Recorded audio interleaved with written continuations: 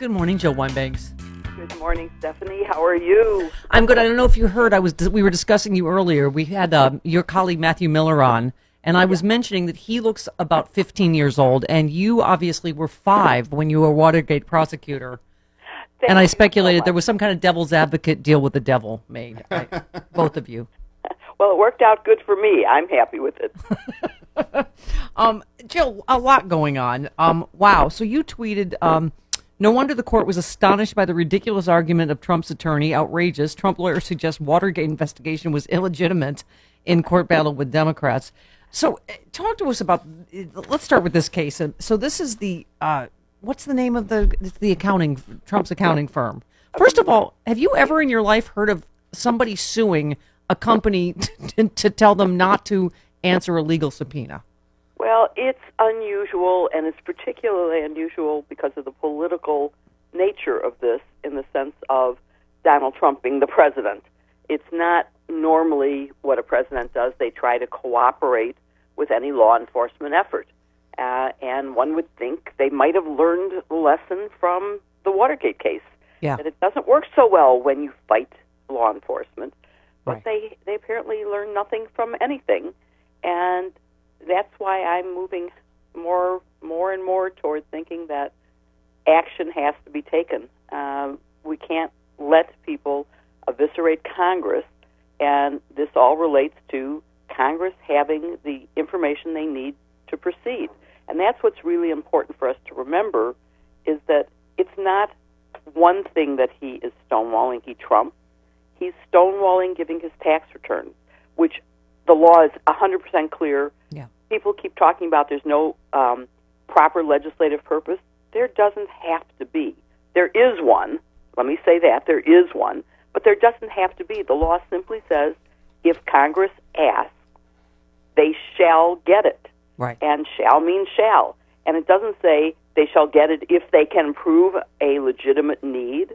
It was designed to prevent conflicts of interest. It was designed for them to be able to get the tax return when they want it. So he's stonewalling the tax return. He's stonewalling his financial information. He's stonewalling on political issues. He won't let anyone testify about the security clearance process.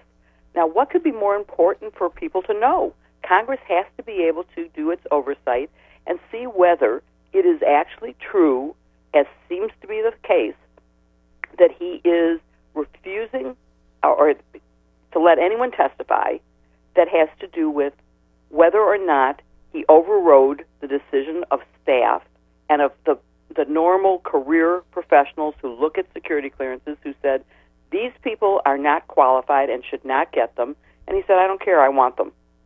Well, that's important. Those are important. But this is also intertwined, isn't it, Jill? Because we obviously this is not just the president's; it's his children, right? It's realizing why their security clearances were probably denied before that was overridden, right? We have And his we do know lawyers. why. We have lawyers probably, obviously writing Michael Cohen's statement to lie. Specifically, I know Rachel was reporting last night to not mention Ivanka Trump in any way, even though Cohen said she was briefed repeatedly on Trump Tower Moscow. There's a lot going on here legally, isn't there?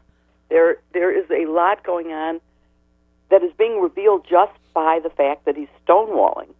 If he didn't have things to hide, he wouldn't be hiding them.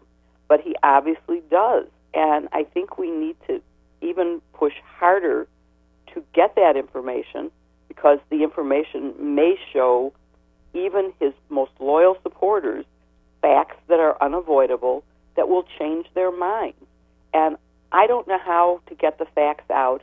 I gave a speech this week where there were a number of Trump supporters in the audience, and, I hope that they heard some of the facts that I laid out and talked about things that he is actually doing and what the consequences are and what the case for obstruction is.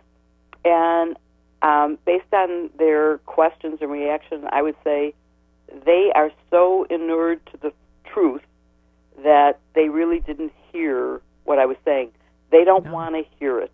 They just don't want to hear it. Yeah. So we're in a sad state of affairs in America when people don't listen to facts. But Jill, I have to say that was pretty extraordinary. That I think from 1 week to the next, it went from 17 to 45% of Americans are for impeachment now, 43 against in this latest poll.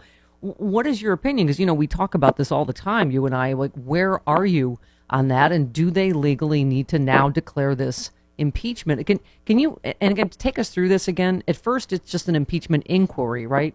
And then just take us through the stages. Well, what I have been saying, and what is the actual first step to me, is that you have fact-finding hearings. You can call it an impeachment inquiry, or you can call it fact-finding. The point is that you start out by trying to make enough sense of things you're hearing, by getting enough facts that you can make a determination of whether to open an official inquiry or even an impeachment case against the president. But is it chicken or the egg, Jill? Is it? I mean, because I think I had Lawrence Tribe on last week, which, by the way, were your ears burning? We were speaking lovingly of you. Yes. Oh, thank you. And thank you. I said you were like a first-year law student when you told me Lawrence Tribe said I was right. You were so excited. It was. I might have gotten an A on that exam. That would have been fantastic.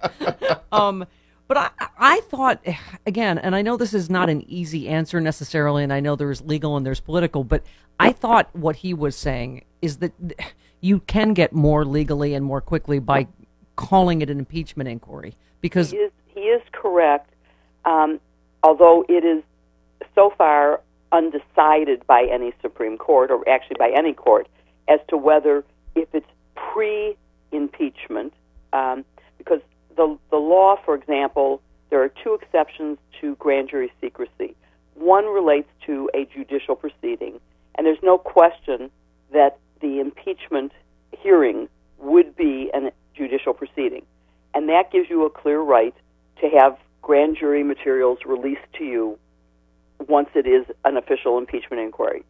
I would say that there's a good argument that if you're in the middle of trying to determine whether to open an official inquiry, that's also preliminary too, and the law says if it's preliminary too, you can have it. So, but because the Watergate case did involve an actual declared impeachment hearing, there's a clear precedent for that. So that strengthens your case. No one can say, well, if it was actually declared impeachment, we'd do it, but we don't know that this will ever end up in impeachment, so we're not going to do it. I think they could and should under the language of the exception to Rule 6, but it is definitely stronger. So Lawrence Tribe is, of course, correct, and it would be stronger, and it's a matter of semantics whether you call it an impeachment hearing. So you're advising Nancy Pelosi and Nadler and Schiff. What do you advise them? Well, I mean, I would advise them to take it to court fast. They can make the argument that it is preliminary to. They don't have to declare it. Okay. If they lose on that, they can always declare it an impeachment. Shouldn't Adam Schiff's subpoena have that same weight because it's intelligence, the Intelligence Committee, it's national security? Absolutely, and they have two grounds for not violating, but within the rules that allow grand jury secrecy to be revealed. There is the second one passed after 9/11, and that one says that where there is a foreign hostile act and someone has to take action to prevent a recurrence of that hostile act, that you can release grand jury testimony. And clearly there has been a foreign hostile act in the hacking of our election. It's a threat to our democracy, and so any of the Volume 1 grand jury testimony is definitely within that rule. And that one, by the way, does not require that you go to court. William Barr, if he were being honest, could do that today. He could have done it on day one and said, okay, Congress, you get this. Now, these aren't saying that we, the people, get to see it at this moment, but it is, under those rules, Congress can get both parts of the grand jury testimony. There's no question about it. You tweeted, courts expedited our Watergate cases, and it's even more urgent that they do so in Trumpgate. The stupendous scope of 45 stonewalling threatens our constitutional framework. Appealing all the blocked inquiries together effectively shows the need for fast review, smart strategy. So is this the case that we're talking about with the Trump's accounting firm? Well, the stonewalling includes his accounting firm, but it also includes the Commissioner of the Internal Revenue Service and the Secretary of the Treasury. It also includes McGahn. What I'm saying is that all of the committees that are involved, which would be the Ways and Means Committee, all of the different committees, the Intelligence Committee, the Judiciary Committee, I think that if they all went to court as one and said, on behalf of the American people, we and our individual committees, we have the following reasons to have this information, and we demand it. It's much, to me, it's much more powerful to see the pattern of obstruction than to just say, well, I don't want my tax returns, and here's my argument on that, or I don't want my financial records, and here's my... I want to see it all as one, and I think that just as a trial strategist, that would be the strongest position to be in, so that Congress should consider joining all of their requests into one and going to a court and saying they are blocking us. We have a right to the grand jury testimony. We have a right to whatever other documents we're asking for. The tax returns, for example, are clearly possible to be given. Jill, real quick before you go, because obviously a lot going on, these horrible Alabama rulings, among others, but more importantly, Justice Stephen Breyer sent a stark warning about his conservative colleagues in an unusual dissent. He was talking about Justice Clarence Thomas' legal reasoning in a case that he said if this same standards apply to Roe v. Wade and gay marriage, he said they could go down in flames. Exactly. How concerned, how terrified are you? What would be a good word? Well, I still remain hopeful that Roberts will see his legacy going up in flames if he doesn't support the independence of the court, if he doesn't support it as an institution, and if he starts allowing wholesale undermining of past precedent. And what Justice Breyer was arguing about was exactly that. He was saying, in the past, we have only overruled a case in very narrow circumstances where facts have changed so dramatically that the decision is irrelevant. And he points out that nothing in the particular decision that was at issue here fell within any of those exceptions, and that if we accept this reasoning here and just allow them to say, well, we changed our minds, then there is no precedent, and that everything is up for grabs. And that would be everything. That could be voting rights. It could be gay marriage. It could be abortion. It can be any issue. You name one that you care about, and then it's up to the 5 conservative justices to say, my philosophy is different, and therefore I'm ruling differently. I don't care about precedent. And that would be danger because we need to be able to rely on precedent in order to make decisions about what conduct we can engage in and not engage in. They'd be throwing stare decisis right out the window. Exactly. It would be. Impeachment, are we there yet? So was that a yes or a no? Is it time to declare it an impeachment inquiry? Well, it's time to take it to court and get a decision. If it goes to court, this would have to be a request for expedition. And you may have seen my tweets setting out the timeline where everybody is saying, oh, it takes too long, it takes too long. We requested permission to give grand jury information to the House Judiciary Committee during Watergate on March 1st. On March 26th, they had the information, and it had already been appealed to the Court of Appeals. And at that point, Nixon said, I'm not going to the Supreme Court. Okay, I'll stop fighting it.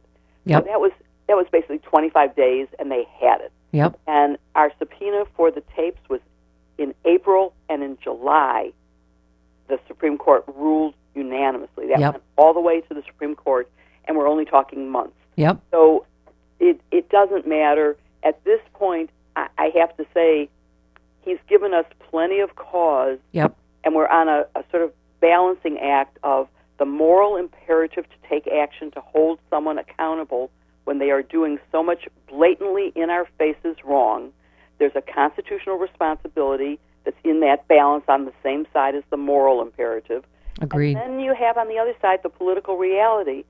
But let me just say, Sidney Blumenthal just wrote a piece in Just Security, which actually lays out the statistics very well. I recommend the piece to you. Okay. I'm going to be writing comments on it, but it basically shows this argument that you can't do it because it will hurt the Democrats for re-election is not true. No, I say hooey on that. Exactly, and that's what these statistics show.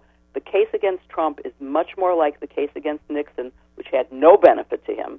His approval rating sank from way, way, way above anything that Donald Trump has ever had, We are out of time. You are right, as always. You make me feel hopeful and happy-clappy. And we love all the same things. You were great with my friend Randy Rhodes, and you love Ben Glebe, and so do we. Thank you. Yes, yes, yes. Absolutely. And thank you for having me on your show. Winking corgi of love at you. Thank you, Jill. Thanks, Jill. Bye. There she goes, Jill Weinbanks. I love her. I always go along with her because I could talk to her all day.